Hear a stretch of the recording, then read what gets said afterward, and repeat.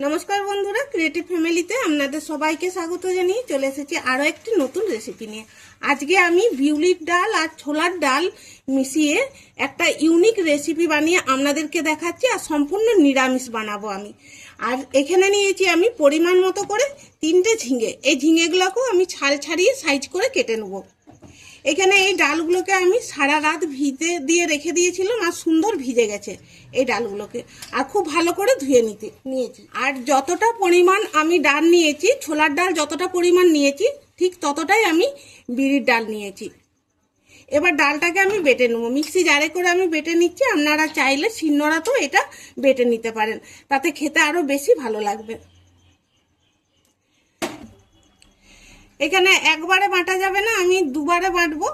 এবার দিয়ে দিচ্ছি 1 চামচ গোটা জিরে, দিচ্ছি 4টে কাঁচা লঙ্কা আর একটু আদা। তবে ঝালটা আপনারা পরিমাণ মতো করে নেবেন। খুব কম দিয়ে বাটতে হবে, যতটা জল কম দিয়ে বাটা যায় ততটাই কিন্তু জল কম দিয়েই বাটতে হবে। ডালটা বেটে নিয়েছি। এবার ডালের মধ্যে দিয়ে দিচ্ছি অল্প করে কালো জিরে, দিচ্ছি একটু হলুদের গুঁড়ো, আর দিচ্ছি স্বাদ মতো নুন। এবার এই সব উপকরণগুলো ভালো করে মিশিয়ে আর ফাটিয়ে নিচ্ছি। আর ডালটা দেখুন, আমি খুব যে একটা মিহি করে বেটেছি তা বাটিনি, একটু কিন্তু খচখচা রয়ে গেছে। খেয়াল করে ভালো করে দেখুন, 2-1টা ডাল গোটাও রয়েছে। আর এরকমভাবে বাটলে কিন্তু এর স্বাদটা এতটাই সুন্দর লাগবে না, একবার বানিয়ে খেলেই বুঝতে পারবেন। তাহলে এটা ভালো করে ফাটিয়ে নিচ্ছি।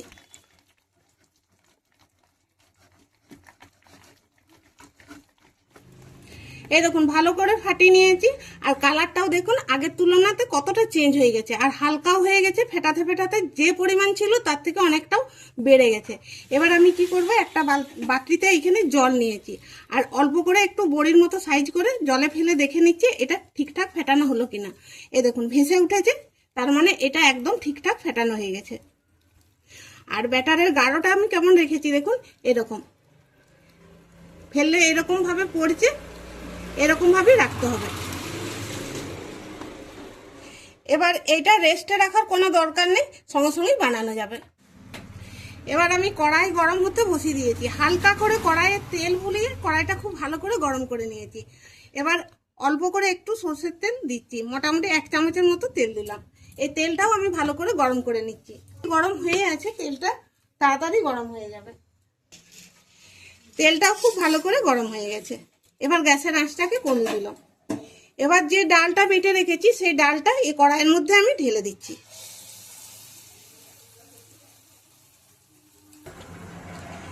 এবার এটা হাতে করে এভাবে মেলে দিচ্ছি।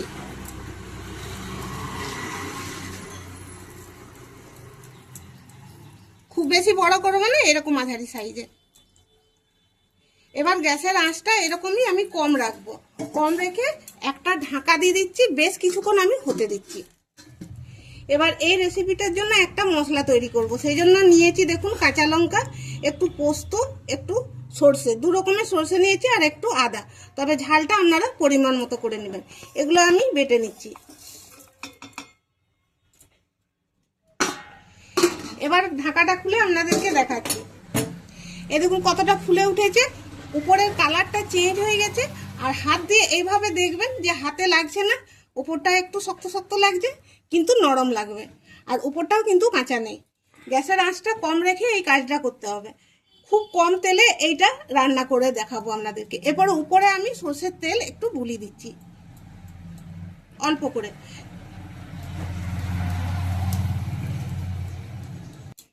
এই দেখুন ভালো করে বুলিয়ে নিয়েছি। এবার আমি এইটা উল্টে নেব। আর উল্টাতেও কোনো অসুবিধা হবে না, দেখুন কড়াইয়ের গা থেকে এমনিতেই ছেড়ে গেছে। কড়াইটা যদি খুব ভালো করে গরম করে নেওয়া হয় না, তাহলে উল্টাতে কোনো অসুবিধা হবে না। এই দেখুন ওই পিঠটাও কি সুন্দর লাল করে ভাজা হয়ে গেছে। এবার গ্যাসের আঁচটাকে মিডিয়ামে রেখে বা বাড়িয়ে ওই পিঠটাও ভেজে নিতে হবে। এবার আমি এটা নামিয়ে নিচ্ছি।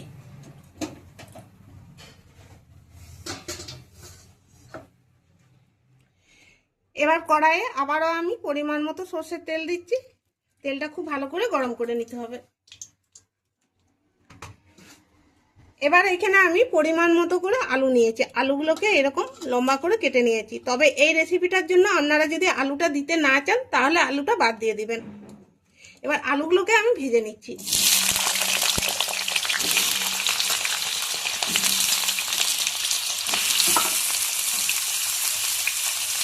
এবার আলুর মধ্যে দিয়ে দিচ্ছি নুন আর অল্প করে হলুদ দিয়ে ভালো করে নেড়ে চেড়ে একটু ভেজে নিচ্ছি।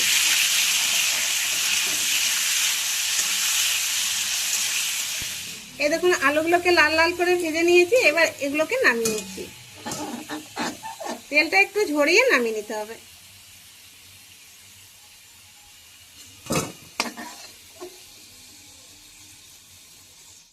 এবার ওই তেলের মধ্যে ফোড়ন দিচ্ছি। দেখুন শুকনো লঙ্কা, তেজপাতা আর পাঁচফোড়ন।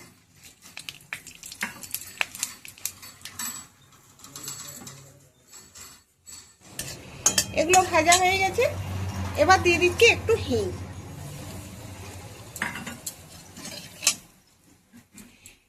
এবার তেলের মধ্যে দিয়ে দিচ্ছি টমেটো।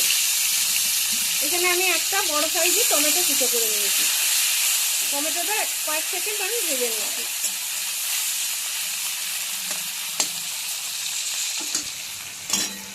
টমেটোটা ভাজা হয়ে গেছে। এবার আমি দিয়ে দিচ্ছি পরিমাণ মতো হলুদের গুঁড়ো, দিচ্ছি ধনের গুঁড়ো, জিরের গুঁড়ো। এবার এই মশলাটা একটুকু ভেজে নিচ্ছি। মশলাটা ভাজা হয়ে গেছে। এবার একটু জল দিয়ে দিচ্ছি। এবার ভেজে রাখা আলুগুলো দিয়ে দিচ্ছি।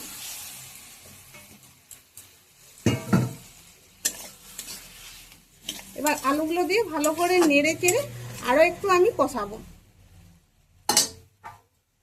ঢাকাটা দিয়ে দিচ্ছি।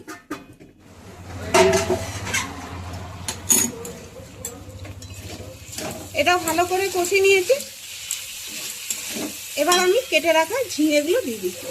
আর দেখুন ঝিঙেগুলো আমি সাইডে এরকম বড় বড় করে কেটেছি আর ছালটা একটু একটু করে রেখে দিয়েছি গায়ে। কচি ঝিঙে ছিল, ছালে যদি একটু গায়ে থেকে যায় না, খেতে খুব সুন্দর লাগে। এবার ভালো করে এটাও আমি মিশিয়ে নিচ্ছি।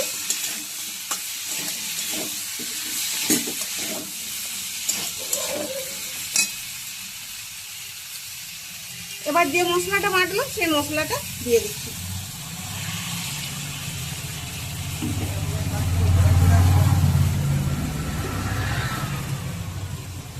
জল দিচ্ছি পরিমাণ মতো।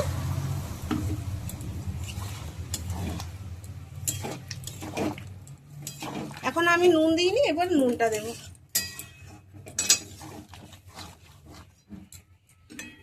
তবে আরো একটু জল লাগবে।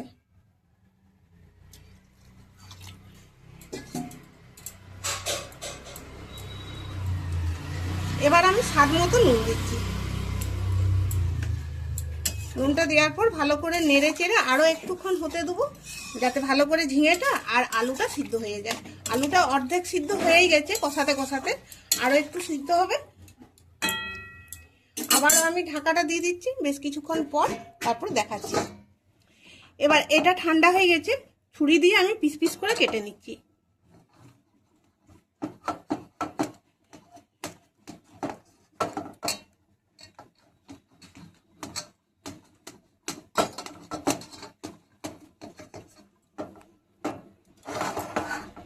এবার এই সাইড দিয়েও কেটে নিচ্ছি। ছোট বড় যে সাইজটা আপনাদের পছন্দ সেই অনুযায়ী আপনারা কেটে নেবেন।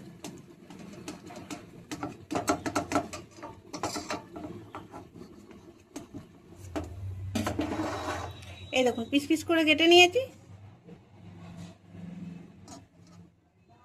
দেখতে কতটা সুন্দর লাগছে আর খেতেও কিন্তু দারুণ হয় এভাবে বানালে।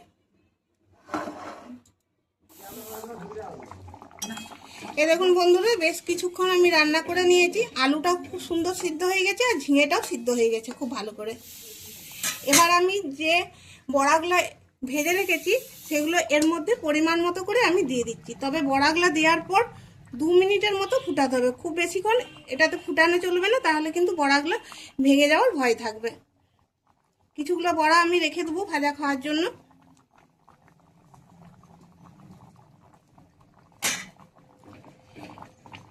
যতটা জল আছে দেখবেন এইটা এতটা থাকবে না, টেনে নিবে বড়ার মধ্যে। এটা 2 মিনিটের মতো আমি ফুটিয়ে নিয়েছি, এটা সম্পূর্ণ রেডি হয়ে গেছে। এবার আমি গ্যাসটা অফ করে দিলাম।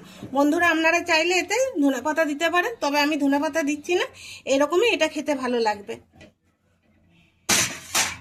বন্ধুরা আজকের এই রেসিপিটি ভালো লাগলে অবশ্যই একটা লাইক দিয়ে চ্যানেলটিকে সাবস্ক্রাইব করে রাখুন, এইরকম নিত্য নতুন রেসিপির ভিডিও পেতে, যা সবার আগে আপনাদের কাছে পৌঁছে যাবে।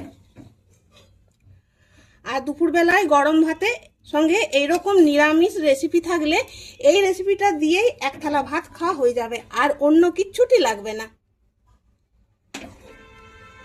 বাড়িতে একবার আপনারা এইভাবে বানিয়ে খেয়ে তো দেখুন, আর কেমন লেগেছে আমাকে কমেন্টে জানাতে ভুলবেন না।